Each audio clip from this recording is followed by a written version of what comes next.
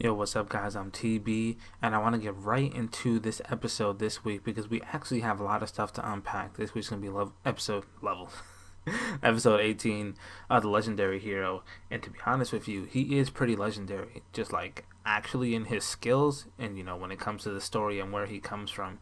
At first, he just seems like any other integrity knight, right? We've never really seen this guy before, as far as we know, but we actually get to find out where he comes from and who he actually is, as is the case with every single integrity knight that we come into contact with. He's got his own special sword, he's got his own special skill, he's got his divine object that was given to him by the pontifex, just like every other integrity knight.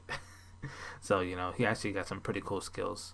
In the beginning, before this fight even starts, though, he has an interesting question. He's asking about Fanatio because he knows that Kirito and Yugioh fought her, and he asks, like, is she dead? Is she still alive? And Yugioh's like, no, she's still alive, she's healing, she's fine. And this integrity knight, he's like, good. Then that means I won't be forced to kill you. Because he actually really cares about her.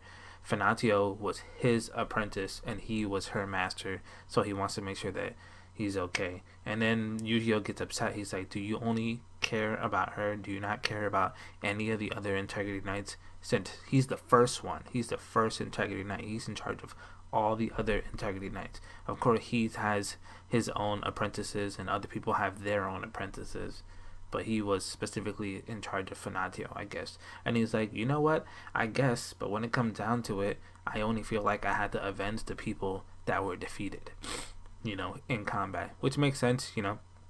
Even though he's an integrity knight, he still has his own personality. It may be controlled a little bit by the fact that his mind, is messed up by what the pontifex did to him, creating him to be an integrity knight. But before the battle starts, they have this discussion that is really important, because I feel like if Yugioh and this guy, we found out his name is Berkuli, didn't have this discussion, would the fight have gone the same way? He starts his style. It's just the high Norkian style. It seems like every single integrity knight was trained in this high Norkian style, because we see it all the time, literally everywhere.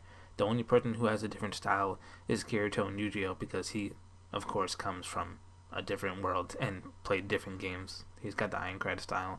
That's his thing. So Yugioh's like, okay, it seems like he has a certain style. This would work best against him. He wants to use the Sonic Leap that he learned. We saw Kirito use that before. That move is pretty cool. It's pretty fast. You can get in there really quick without someone being able to counter it. And he's like, whoa, does your style, sort of revolve around continuous hits without really taking a break?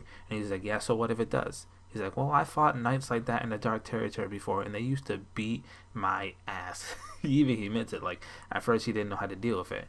He's like, okay, so you want me to just nerf myself and not fight that way because you're not used to it? He's like, no, do whatever you want. You're going to see what happens if you step to me. So Yugioh steps up to him, and he gets wrecked right away. And obviously, if he didn't give them this warning, if they didn't have this conversation, he might have get killed. Even Barry Cooley says himself, like, sorry, I almost killed you. He did really almost kill him. And then we get this story like we always do. We got it with Alice, we got it with Fanatio, and now we're getting it with Barry Cooley. Apparently his sword came from a clock that has existed since the beginning of time, that was made by the pontifex, so it's endowed with this specific ability for it to like stop time or slice time or do something that manipulates time when he uses it. But when he attacks very slow, and it's very precise with like one or two hits. He's not fast like Kirito and Yugioh are. So that's, I guess, the fault with it. But the time makes up for it, obviously, because he was not ready for this whatsoever. And then when they get up again, he's like, listen, you better come at me seriously, because if you don't, I'm not holding back this time. Who's going to tell what's going to happen? And then you see Yugioh, he's smart. He starts to recite, the ability, the skill for him to enhance his armament, and we learn a little bit more about that later on in the episode. It's actually pretty freaking important. I can't believe we didn't know about it up until this point.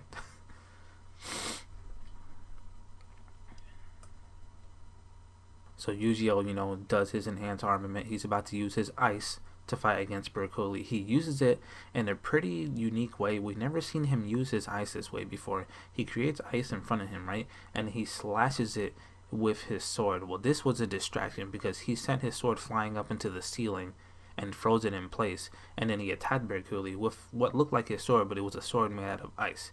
It was just a distraction so he can get in close, basically just tackle him to the ground, and then, release the ice that's holding his sword on the ceiling. He brings it down and he just freezes him in place.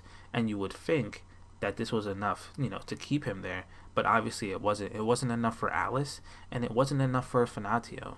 You forget, the main thing that really makes an integrity knight strong is their mindset, right? Their ability to have that confidence to know that they are strong and they're willing to overcome anything. We've seen this in Kirito, we've seen this in Yugioh. Anyone who has a skill to wield the sword, we've seen the effect, the ability that their mentality has on how well they can fight.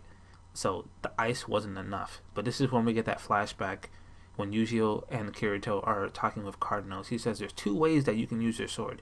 You can enhance the armament, or you can release its memories.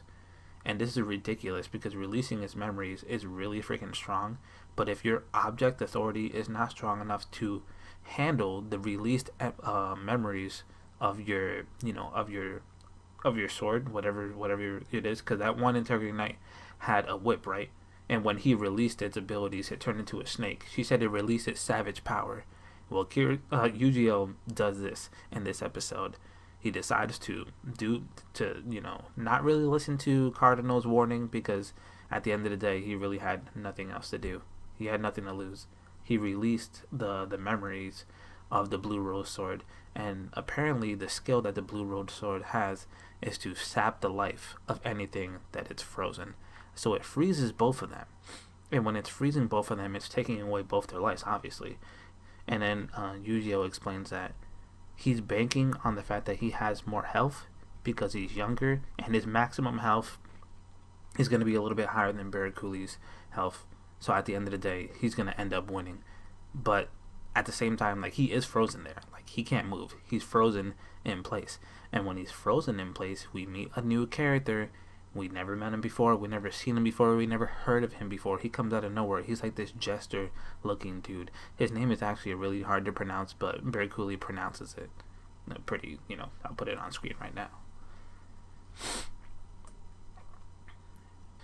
Before this character shows up, this new character, this jester looking dude, Yugioh explains everything exactly how he does whenever they meet any Integrity Knight. He says, this is who you really are. We've heard of you. This is your name. You used to be human just like us. You weren't always an Integrity Knight. You're a man of legend from the village that we come from. You have your own story. You have your own life, and it was stolen from you by the Pontifex. And that's the same thing that happened to Alice. That's the same thing that happened to Fanatio. And it's hard for him to believe this. He says, you should know my sword. This is your sword, the Blue Rose Sword. This was yours.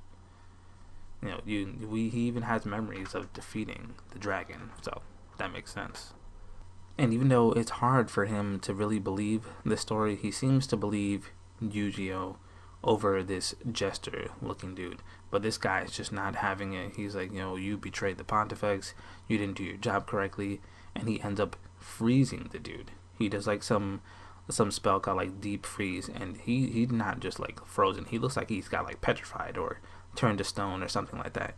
And then he says something under his breath oh, I have I have someone new to play with. I have something new that I can work with now, because he's old and he's not really reliable anymore. And it seems like he's gonna turn Yugioh into an Integrity Knight. I don't know why, but that's sort of the vibe that I get. Yugioh is a resident of the underworld. He's not like Kirito, so he might be able to be manipulated in this way, or at least he's gonna try.